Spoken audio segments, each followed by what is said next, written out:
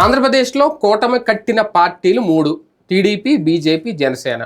కానీ కూటమి విడుదల చేసిన మేనిఫెస్టోతో బీజేపీకి సంబంధం లేదా, ఎన్డీఏకి సంబంధం లేదా, లేదంటే ఎన్డీఏ ఈ మేనిఫెస్టోకి దూరంగా ఉండాలి అని అనుకుందా? ఇది చంద్రబాబు గారికి, పవన్ కళ్యాణ్ గారికి ఒక షాక్ ఇచ్చిందా? ఎందుకంటే దీనికి రకరకాల కారణాలు అయితే వినిపిస్తున్నాయి.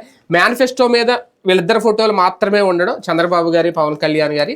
ఎక్కడ కూడా మేనిఫెస్టోలో ఎక్కడ మోడీ బొమ్మ కానీ, పురంధేశ్వరి బొమ్మ కానీ, అసలు భారతీయ జనతా పార్టీ లోగో కానీ. ఎందుకంటే కూటమి లోగోలో చూస్తే ఫస్ట్ కమలం వేశారు, తర్వాత సైకిల్ వేశారు, తర్వాత గ్లాస్ వేశారు. మీరు ముగ్గురు ఉన్నామని. బీజేపీతో జత కట్టక ముందు సైకిల్, గ్లాసు కలిపి ఒక లోగో విడుదల చేశారు.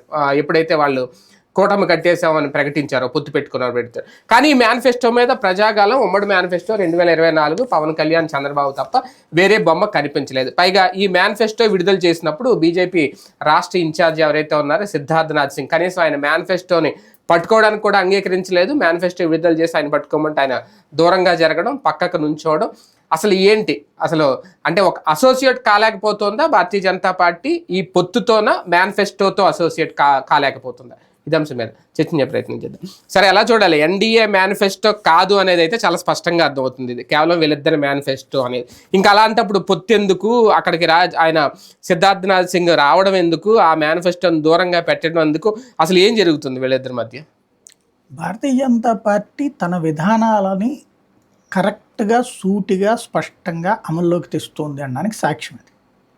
ఎందుకు అంటే పొత్తు అనేటువంటిది ఎక్కడ ధర్మం అక్కడ ఉండాలి.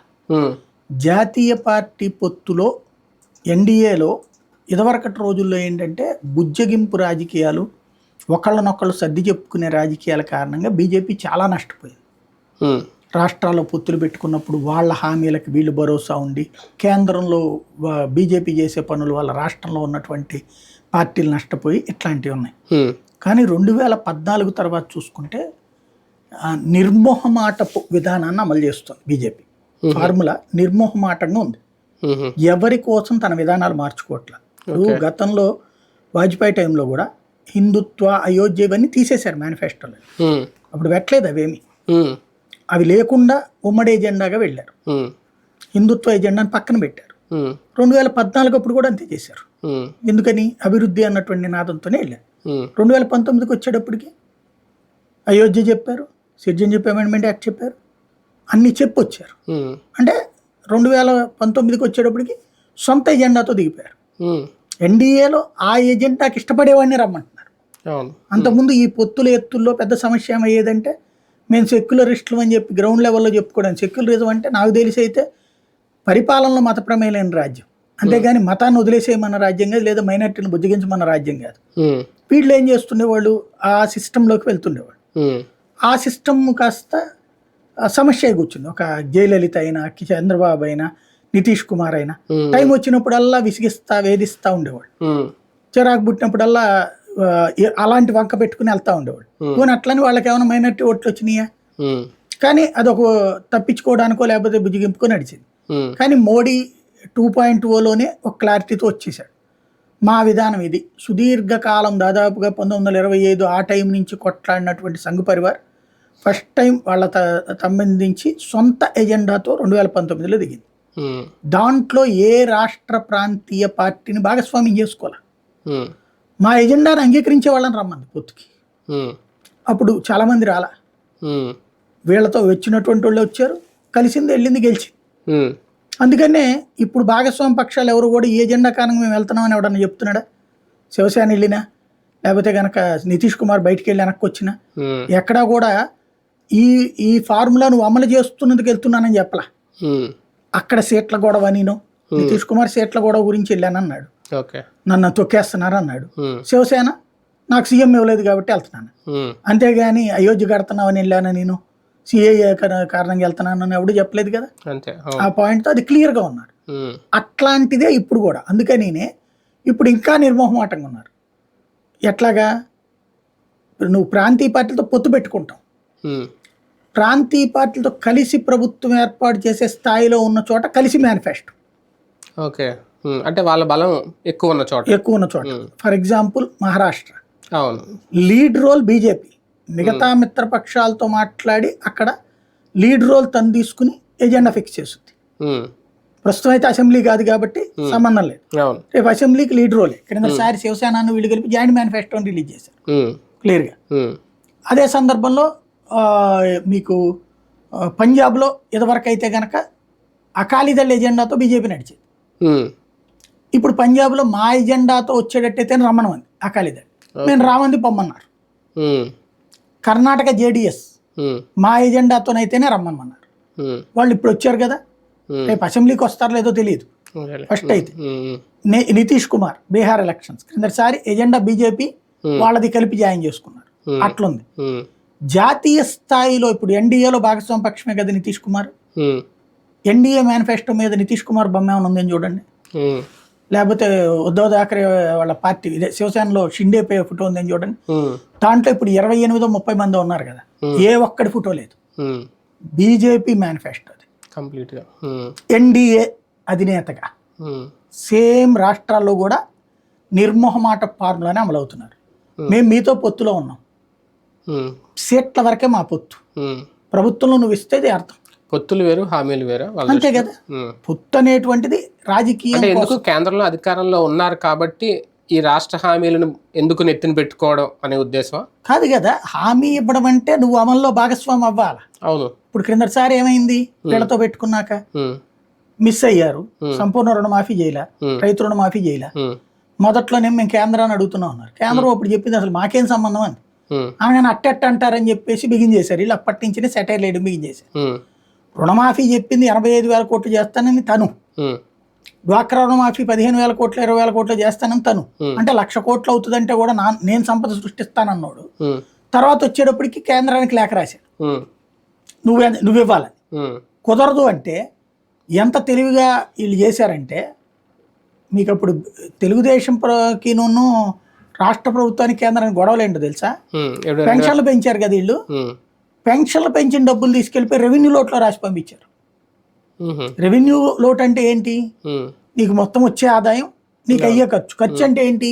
జీతాలు, ప్రభుత్వ ఉద్యోగుల పెన్షన్, అవి లెక్కలోకి వస్తాయి.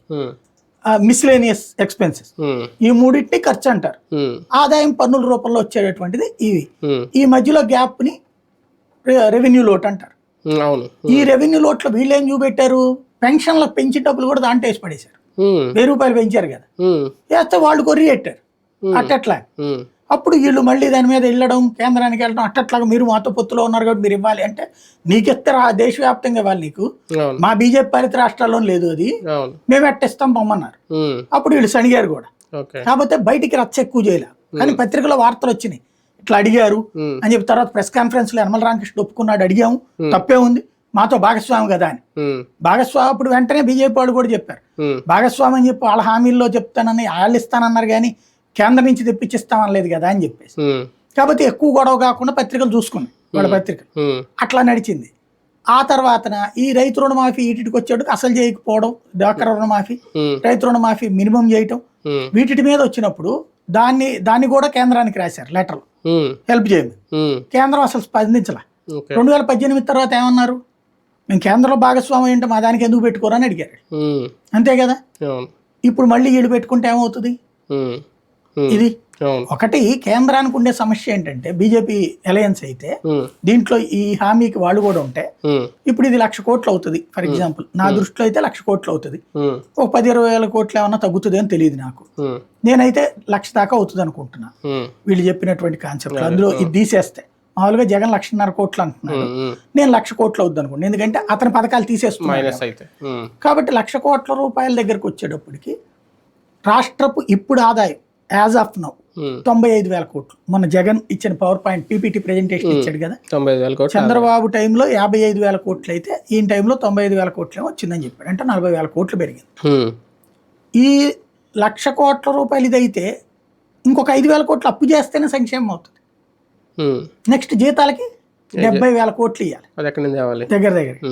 మళ్ళీ ఈయన పిఆర్సీ వేస్తానంటున్నాడు, పిఆర్సీ ప్లస్ ఇంటర్మ్ రిలీఫ్ ఇస్తానంటున్నాడు, ఇవన్నీ పెరుగుతాయి మళ్ళీ పెరుగుతాయి. అప్పుడు దగ్గర దగ్గర 80,000 కోట్లు అవుతాయి. అవి ఎక్కడి నుంచి తెచ్చియాలి? ప్లస్ రోడ్లు వేసేస్తాం, అవి కట్టేస్తాం, ఈ కట్టేస్తాం అంటున్నారు.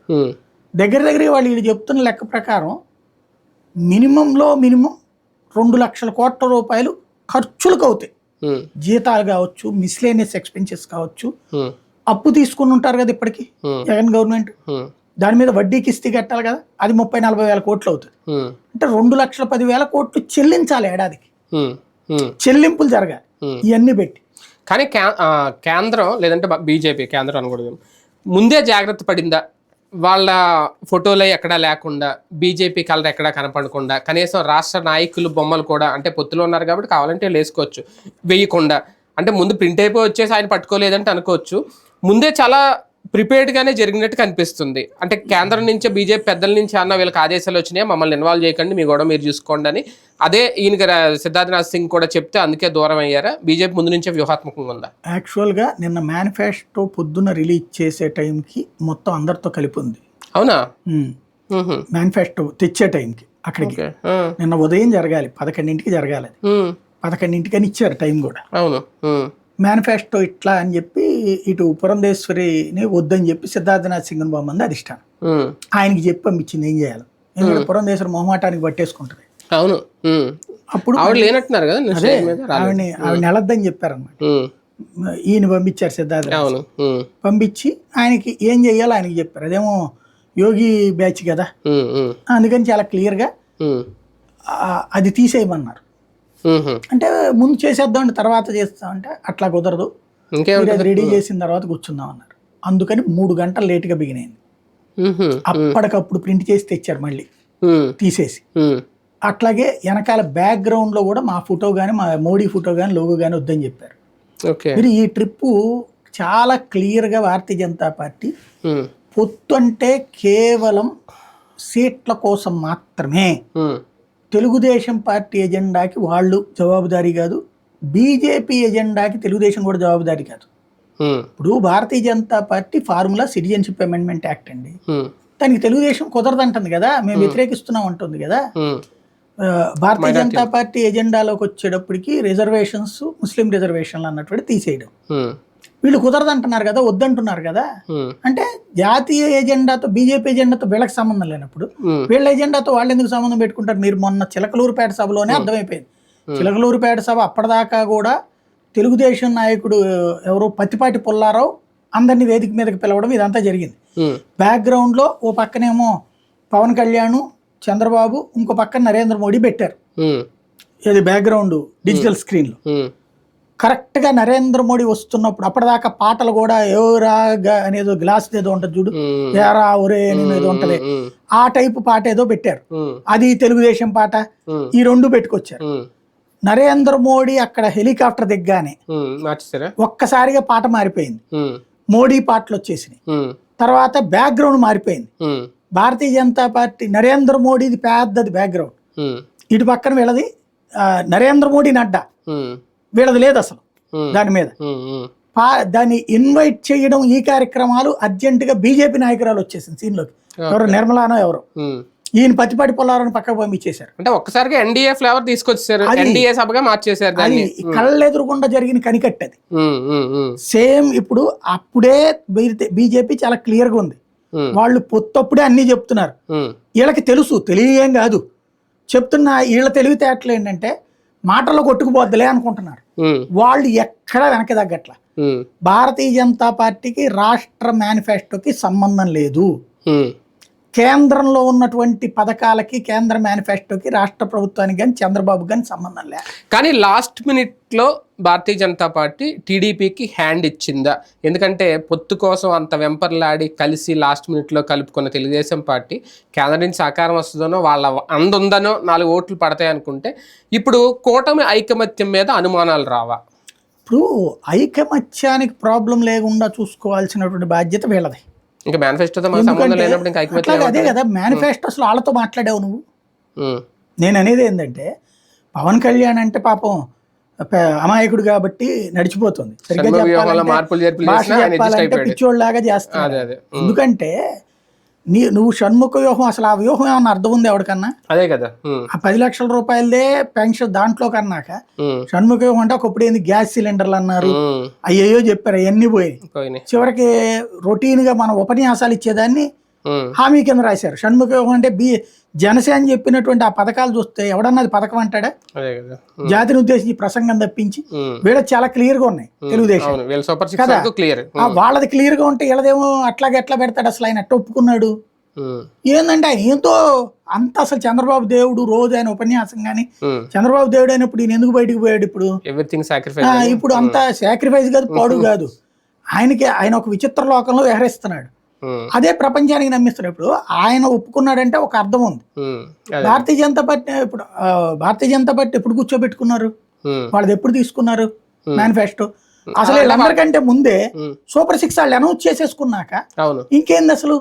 అంటే చూడలేదంటారా బీజేపీ వాళ్ళకి మేనిఫెస్టో పంపలేదంటారా, లేదా చూసిన తర్వాత రిజెక్ట్ చేశారా? నువ్వు సూపర్ 6 అనౌన్స్ చేశాక ఇంక నన్ను అడిగేది ఏంది? వాళ్ళ లెక్కది. సూపర్ 6 నీది, ఆయన షణ్ముఖ వ్యూహం అయింది, మధ్యలో నాది కూడా తీసుకొచ్చి నువ్వేం కడతావు ఇప్పుడు? కాబట్టి అసలు వాళ్ళు ఏం పెట్టలే. ఇంకోటి ఏంటంటే నీ దానికి నేను భరోసా కాదు, నా దానికి నిన్ను భరోసా అడగట్లేదని చెప్తున్నారు.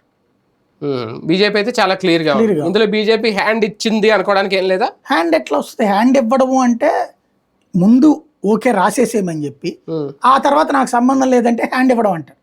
అసలు నన్ను ఇన్వాల్వ్ చేయబాకండి రావు గారు అంటుంది. అంటే పొత్తులో భాగంగా 10 సీట్లు తీసుకుని 6 ఎంపీ స్థానాలు తీసుకుని వాళ్ళ ఓట్లు వాళ్ళకి వస్తాయి, వీళ్ళ ఓట్లు వాళ్ళకి వస్తాయి అంతే. దానికోసం ఇది వాళ్ళే క్లియర్ గా చెప్పారు కదా. ఓట్ల మార్పిడి కోసం, ఓట్ల బదలాయింపు కోసం మాత్రమే ఈ పొత్తు. ఫైనల్ గా ఈ మేనిఫెస్టోకి కేంద్ర సహకారం లేనట్టేనా? అస్సలు లేదు, నో డౌట్. కేంద్రానికి సంబంధంలా అది అలా ఇస్తానంటుంది. ఈవెన్ పవన్ కళ్యాణ్ కూడా షూరిటీ అంటే అదేదో బాబు గ్యారంటీ, బాబు షూరిటీ అన్నారు కదా. బాబుకి షూరిటీ, బాబు హామీలకి పవన్ కళ్యాణ్ షూరిటీ అంతే తప్పించి టోటల్ యజమాని చంద్రబాబు అంతే. ఆయనకి ఆయనే షూరిటీ, ఆయన మేనిఫెస్టోకి ఆయనే షూరిటీ, ఆయనే క్లారిటీ.